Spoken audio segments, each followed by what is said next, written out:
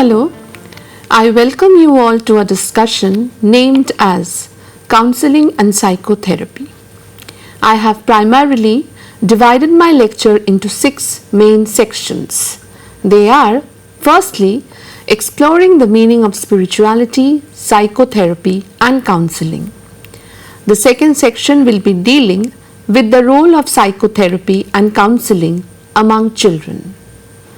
The third section will be focusing on the importance of spiritual counseling in different religions.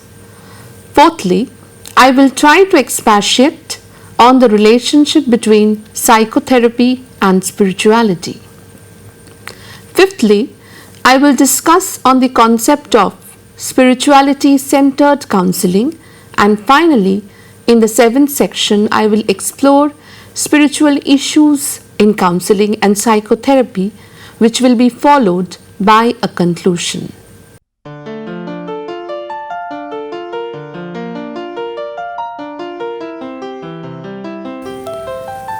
The term spirituality is derived from the Latin word spiritus, which means breath. It is related to the Greek word pneuma, which also means breath. Benner has defined spiritual as the transpersonal awareness arising spontaneously or through meditative and other practices beyond ordinary explanations, and to which are attributed an inspiring and guiding meaningfulness, often attributed to a deity. Spirituality thus refers to the belief of the people in a power which is greater than the human beings. It is personal in nature. Each individual experiences spirituality in their own ways. It leads to the creation of higher consciousness, and it helps man to transcend himself or herself into some other world where he or she can find utmost peace. It provides men with the meaning of life and gives men the strength to fight against all anomaly situation. Many a times it can be noted that people who term themselves to be spiritual are not religious in nature. It is complementary to religion, as religion involves a set of beliefs and practices which is associated with any organized and formal group and institution. According to Max Sherry, spirituality refers to a fundamental capacity in human beings. It is expressed within human experience before people identify that experience with a particular religious or spiritual set of beliefs, rituals, or ethics. Spirituality as an innate human characteristic involves the capacity for self-transcendence, being meaningfully involved in and personally committed to the world beyond an individual's personal boundaries. This meaningful involvement and commitment shapes the way people live and allows them to integrate their lives. Spirituality can be clearly identified and studied in human events and written text or other forms of expression such as art and music, desires and motivations. Spirituality is also an academic discipline. Using interdisciplinary methods, the dynamics of the spiritual dimension of life can be analyzed. Thus, spirituality is simply the state of being spiritual, that is, of having an awareness and appreciation of the realm of the spirit, not just of the body, but centering one's life on that appreciation. According to Ang Wee Kiat, in his article Psychotherapy, psychotherapy is a form of treatment based on the systematic use of a relationship between therapist and patient, as distinct from pharmacological or social methods, to produce change in feelings, thinking, and behavior. The advantage of this definition is that it highlights how the quality of interpersonal relationship forms the basis for therapeutic efficacy, whatever techniques are employed to this end. As with all interpersonal relationships, communication is an intrinsic aspect of psychotherapy. The predominant medium of communication involves the use of spoken language. However, non-verbal means, that is body sculpting, drama, music, art and play, have been employed for psychotherapeutic purposes as well. In general, the prime goals of psychotherapy are as follows. Number 1, removal of distressing symptoms. Number 2, altering disturbed patterns of behavior. Number 3, improved interpersonal relationships. Number 4, better coping with stresses of life. Number 5, personal growth and maturation. Despite the diversity of techniques employed in psychotherapy, the following are beneficial functions that most, if not all, effective psychotherapies have in common. Number 1, developing a therapeutic relationship. Number 2, generating positive expectations. Number 3, facilitating cognitive and experiential learning. Number 4, facilitating emotional arousal and catharsis. Number 5, engendering a sense of mastery. Number 6, application of new skills developed. To quote the Governing Council of the American Counseling Association is, counseling is the application of mental health, psychological or human development principles through cognitive, affective, behavioral or systematic interventions, strategies that addresses wellness, personal growth or career development as well as pathology. The British Association for Counselling, now the BACP, may have been the first professional association to adopt a definition of professional counseling. In 1986, it published the following definition.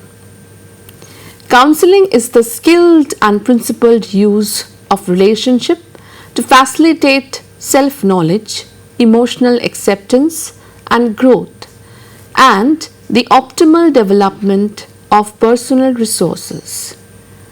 The overall aim is to provide an opportunity to work towards living more satisfyingly and resourcefully. Counseling relationships will vary according to need, but may be concerned with developmental issues, addressing and resolving specific problems, making decisions, coping with crisis, developing personal insights and knowledge, working through feelings of inner conflict, or improving relationship with others. In 1993, Feltham and Dryden included the following definition of counseling in their specialized dictionary of counseling. Counseling is a principled relationship characterized by the application of one or more psychological theories and a recognized set of communication skills, modified by experience, intuition, and other interpersonal factors to clients' intimate concerns, problems, or aspirations. Its predominant ethos is one of facilitation rather than of advice giving or coercion. It may be of very brief or long duration, take place in an organizational or private practice setting, and may or may not overlap with practical, medical, and other matters of personal welfare. It is both a distinctive activity undertaken by people agreeing to occupy the roles of counselor and client, and it is an emergent profession.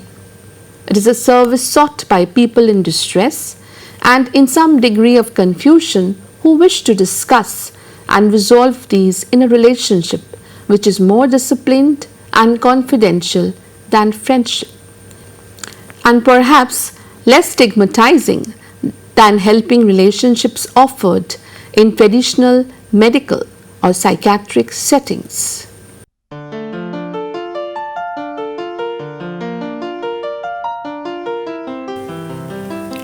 Shelley A. Jackson, in her famous article named as Children's Spirituality and Counseling, noted that spirituality is part of children's everyday lives. Champagne argued that for children, spirituality is a mode of being and can be recognized in their daily activities. The author observed 60 children in daycare settings and recorded 100 hours of their activities, attitudes, facial expressions, and conversations. Children especially show behavioral, emotional, and academic problems when they feel disconnected from themselves, their families, their peers, and their communities. When their need for belonging is not met by their environment, they act out their sense of loss and disconnectedness. In their review of the existing literature on the relationship between religion and spirituality and children and adolescents' mental health, Mabe and Josephson proposed several links between religious spiritual beliefs in children and adolescence and psychopathology in their age group. Religious core beliefs shape children's views on the purpose of life, meaning of suffering, and moral values. Religious coping skills such as believing in a higher power who is in control, meditation, seeking strength from God, and seeking religious counseling can help children cope more successfully with negative life events. Also, most religious spiritual perspectives offer guidelines for a healthy lifestyle. Cox pointed to the many losses that children experience, which range from a broken toy to friends moving away to loss of a family member. The author argues that loss can be used to facilitate growth and spirituality in children. Children can use their sense of spirituality to manage their grief instead of the more common and unhealthy ways of coping, such as denial, anger, and guilt. This coping ability is developed when adults prepare children for losses that they are going to experience in their lives by acknowledging that loss has or will occur. Allow children to openly express their feelings about the loss through words, play, arts, or other mediums, and help. Andrews and Marotta examined the role of spirituality as a coping mechanism in children who have lost a primary caregiver. They collected qualitative data in the form of semi-structured interviews from 6 children who had lost a family member in the 18 months prior to the beginning of the study. The children were between the ages of 4 and 9 in order to control for school and developmental factors. The researchers concluded that the relationship that children had with God, the deceased, other family members, and their peers was the most effective tool in coping with their grief. Psychotherapy and counseling in children makes a counselor to control.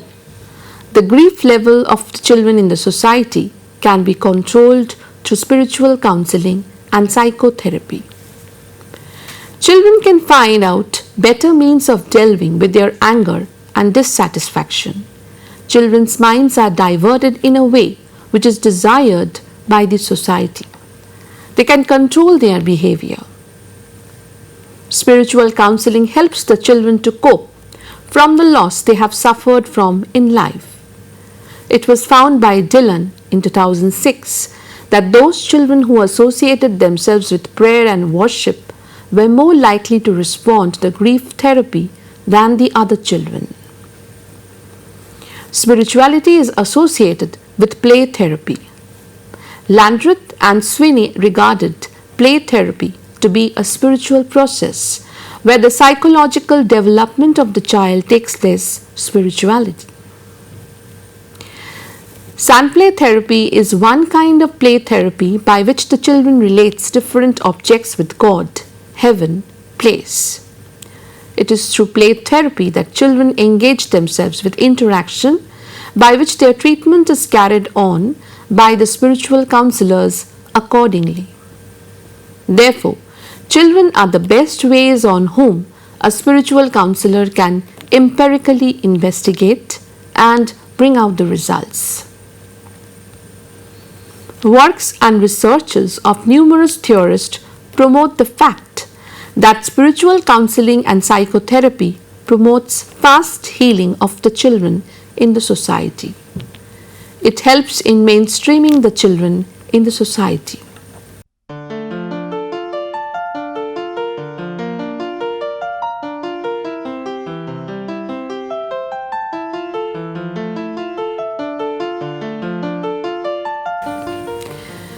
I will now discuss how spiritual counseling is imbibed with different religions in the world.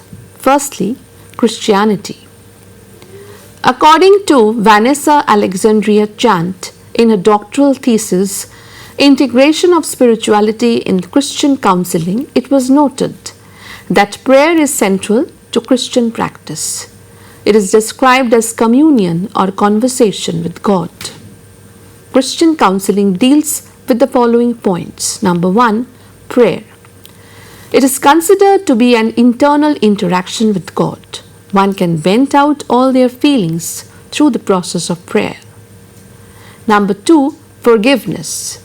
It promotes psychological healing among the people who seeks for spiritual counseling. People can heal their old wounds through forgiveness. It strengthens interpersonal relations. Number 3, use of biblical resources. It promotes psychological healing among the people who seeks for spiritual counseling. People can heal their old wounds through forgiveness. It strengthens interpersonal relationships. Integrating spirituality in philosophy and practice, the church cares and looks after the physical care of the members. Number 5, spirituality and ethics. There are different ethics in Christianity by which spirituality is promoted. Members are counseled on the basis of those ethics. Number 6, self-discourse of spirituality. Spiritual counseling among the Christians promotes one's self-disclosure. They can know themselves by delving deep through the process of counseling. Number 7, religious coping. Religious principles help to uphold coping mechanisms. It makes the members to come out of their depression and join the normal flow of life. Number 8, religious commitment. Spiritual counseling makes people to be committed to religious principles by which they are committed to their religion and religious activities.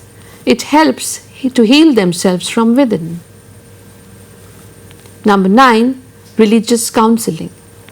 The therapeutic effect of Christian intercessory prayer is one of the oldest forms of therapy. Personal prayer is also considered of value by some mental health professionals. Prayer is one of the most often used spiritual interventions in different forms of therapy and counseling. Although many counselors believe in praying for their clients rather than praying with their clients, nevertheless there is a variety of ways a counselor may pray. It can be silent or vocal, and perhaps encouraging clients to pray themselves for wisdom, strength, and assistance. Some studies on prayer suggest praying aloud with clients. Hinduism. All the spiritual practices of the Hindus have got an explanation rather than a justification of why the practices exist among the followers. The Hindus wears a mark on their forehead in the form of tilak or puttu, as the entire body emanates energy in the form of electromagnetic waves. The forehead and especially between the eyebrows.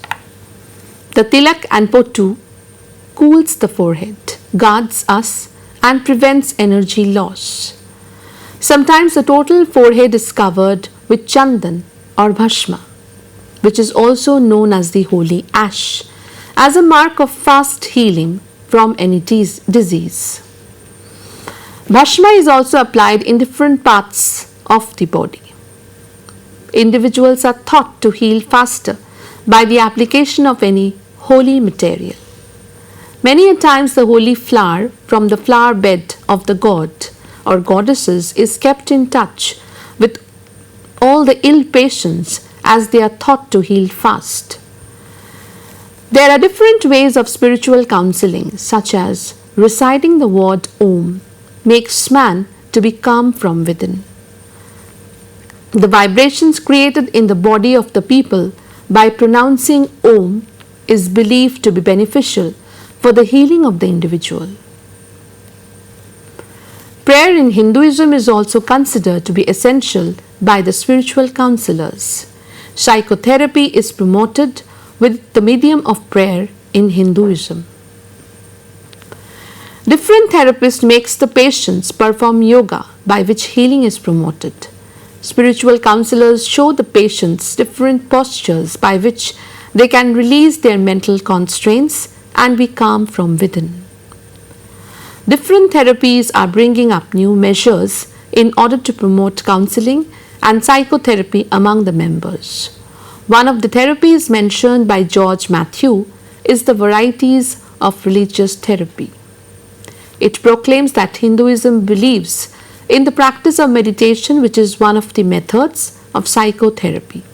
The Hindus believe in the concept of reincarnation, due to which the notions of karma makes man to walk on the right track by following the religious principles in order. This thereby helps the members to cope with their present problem and be one with God through their worship and rituals, thereby promoting healing among them. A counselor who deals with the religion of Hinduism thus uses various self-help methods as well as self-training through the process of yoga meditation. The sacred words in the Bhagavad Gita, it is a holy book of Hindus, do instill a feeling of power to face the current situation and create a solution for the problem for a better future. It is by this ways that healing is promoted in Hinduism by spiritual counselors. Islam. The word Islam comes from an Arabic root word meaning peace and compliance.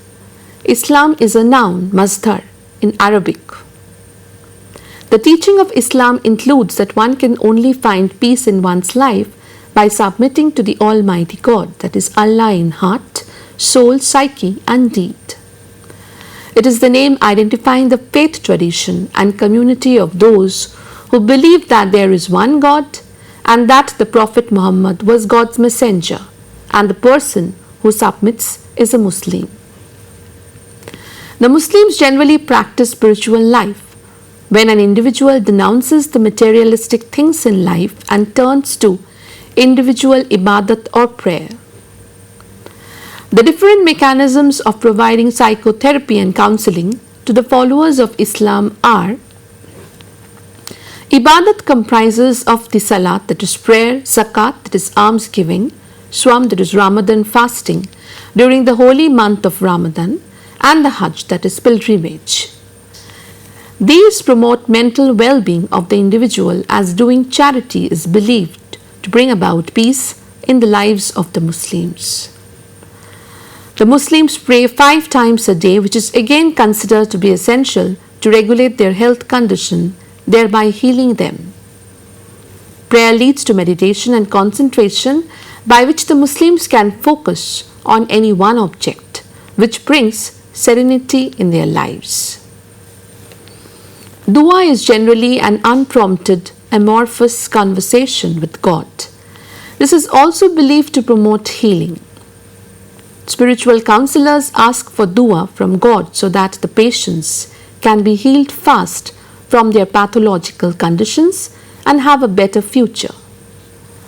Therefore, the concept of Islamic prayer heals the body, mind, and spirit of the individuals.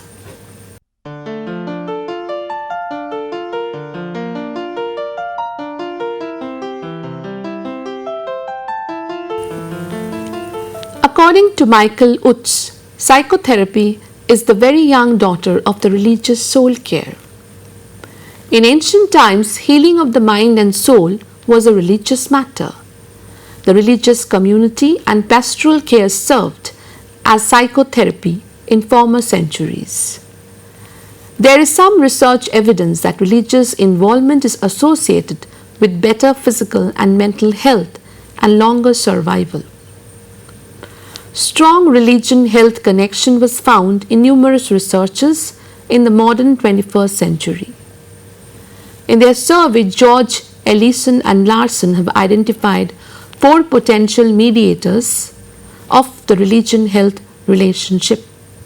Number 1, health-related practices. Number 2, support from the members of the society. Number 3, psychosocial resources. And number 4, belief structures such as a coherent meaning system. Psychotherapy and spirituality are well connected with each other. The psychotherapists of the modern century are taking up the notion of spirituality so that they can connect well with their clients and promote a better bond of trust. It is by this way that patients will feel free to open up, and the therapists themselves can treat their clients with their patients' religious perspectives along with the spiritual healing practices of their religion.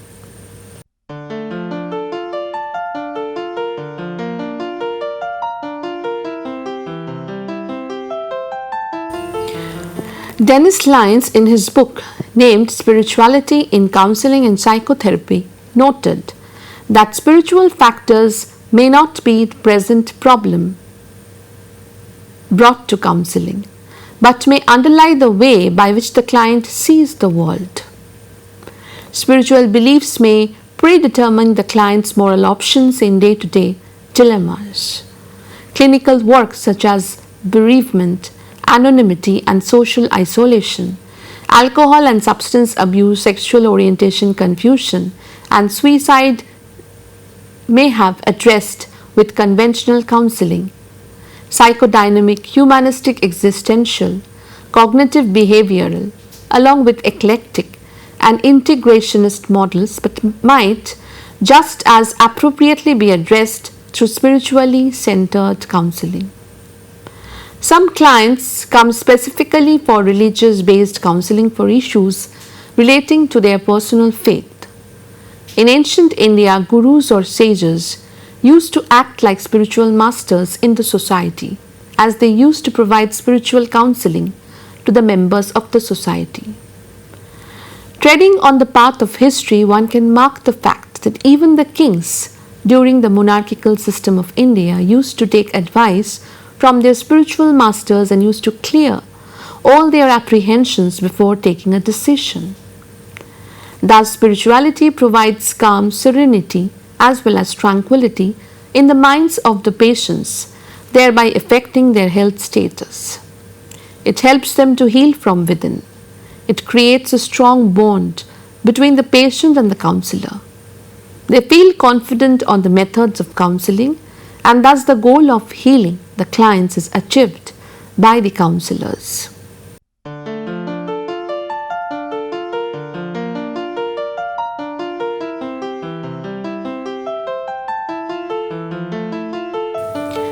Spiritual healing has come up as one of the best mechanisms to promote healing among the individuals. Spirituality was once considered as a taboo in the Indian society, but now the scenario has been topsy-turvy, due to which people are incorporating the concept of spirituality in different sections of the society, that is, hospitals and other agencies of healing. The search for truth is the main aim of spirituality, by which people widely accept this notion while indulging themselves in counseling or psychotherapy. Counselors believe that people are healed from their pathological condition due to spiritual development within them. Cynthia K. Chandler and others, in their noted article named as Counseling for Spiritual Wellness, Theory and Practice, presented a diagram which depicted the model for spiritual wellness and classes of technique. The diagram denotes that at any point in spiritual development, one may shift between a position of wellness and one of either repression or emergency preoccupation. At a position of spiritual wellness, one may demonstrate any stage along a continuum of spiritual development. Where the first meaning of balance refers to this horizontal dimension, a second meaning refers to the vertical dimension. To remain at the horizontal position of balance and yet progress to higher stages of spirituality, one must progress relatively gradually and generally in sequence. Therefore, counseling and psychotherapy promotes healing among the individuals once they take in the notion of spirituality. Not only among children but also among adults, spirituality plays a major role, which has been explored by different theorists in their researches. Due to this reason, agencies which strives to provide counseling and psychotherapy to the individuals of the society are undertaking spirituality and other religious ways to promote healing, so that patients can achieve quick healing within minimum span of time. Thank you.